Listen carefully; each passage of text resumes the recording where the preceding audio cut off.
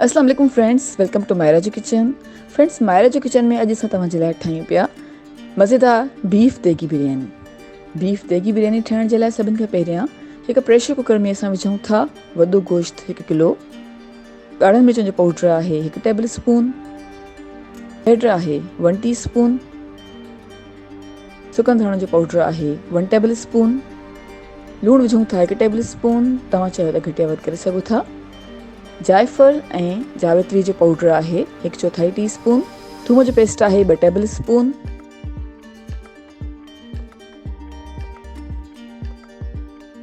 अदरक जो पेस्ट आहे 1 टेबल स्पून, पाणी विझूं था 1 लीटर,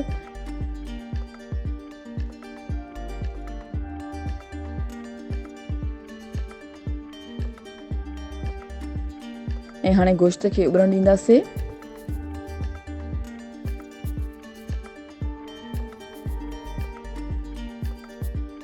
गोश्त में जीअं उॿार अचणु लॻंदो त हाणे असां ढक ॾेई करे प्रेशर कुक कंदासीं अधु कलाक जे लाइ।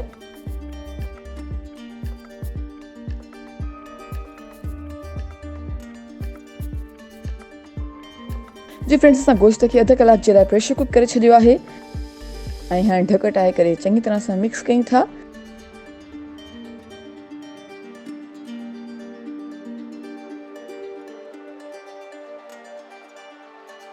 ऐं हिकु साइड ते रखी छॾींदासीं। हाणे असां हिकु ॿियो पतीलो खयो आहे ऐं पतीले में तेल विझूं था 1 कप, जीरो विझूं था 1 टीस्पून, लौंग आहिनि तक़रीबन 15 अदद, वॾा फोटा आहिनि 3 अदद,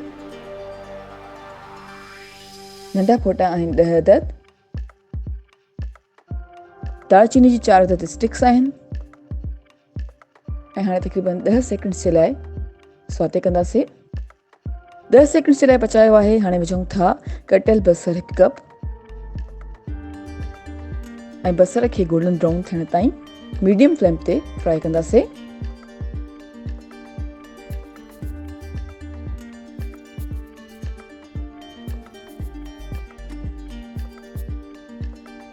जी फ्रेंड्स, असां बसर खे गोल्डन ब्राउन कयो आहे विचोली बाहि ते। हाणे विझूं था कटियल टमाटा 1 कप ऐं तक़रीबन 2 खां 3 मिनट्स जे लाइ विचोली बाहि ते पचाईंदासीं।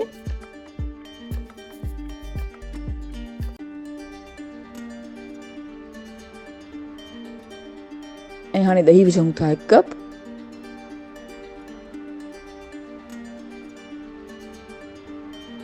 ॾही विझी चङी तरह सां मिक्स कयो आहे ऐं 2 खां 3 मिनट्स जे लाइ विचोली बाहि ते पचाईंदासीं।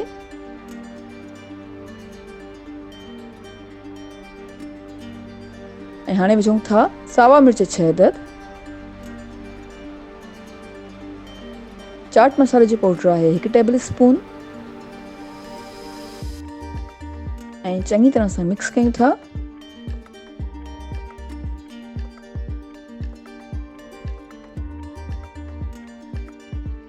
ऐं हाणे असां उॿरियल गोश्त विझूं था ऐं तक़रीबन 2 खां 3 मिनट्स जे लाइ गोश्त खे तेज़ बाहि ते भुञंदासीं।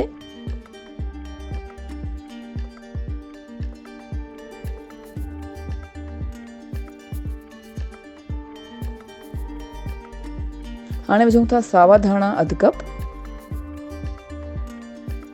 लीमे जा स्लाइसिस विझूं था,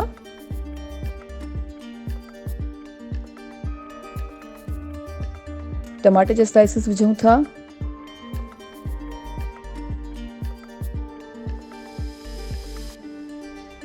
ॾही विझूं था 1/2 कप,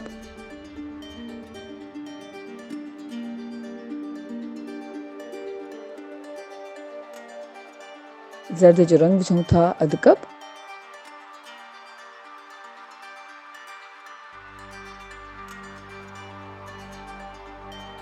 ऐं हाणे असां वटि हिते उॿरियल चांवर आहिनि 1 किलो ऐं चांवरनि खे असां 80% ताईं पचायो आहे, यानी चांवर में 2 कणियूं कचियूं रहिजी वियूं आहिनि। हाणे असां चांवरनि जी लेयर लॻाईंदासीं।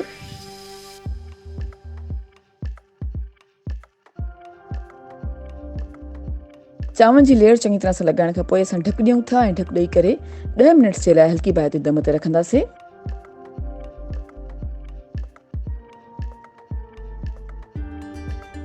जी जी फ्रेंड्स, असां बीफ देगी बिरयानी खे 10 मिनट्स जे लाइ हल्की बाहि ते दम ते रखियो हुयो ऐं हाणे असांजी मज़ेदार बीफ देगी बिरयानी सर्विंग जे लाइ बिल्कुलु तयारु आहे। उमेद कयूं था तव्हांखे असांजी अॼु जी रेसिपी ज़रूरु पसंदि आई हूंदी। Thank you so much for watching. असांजी वीडियो खे लाइक कजो ऐं असांजे चैनल खे सब्सक्राइब ज़रूरु कयो। तव्हां सां इंशाल्लाह मुलाक़ात थींदी हिकु ॿी वीडियो में। तेसिताईं अल्लाह हाफ़िज़।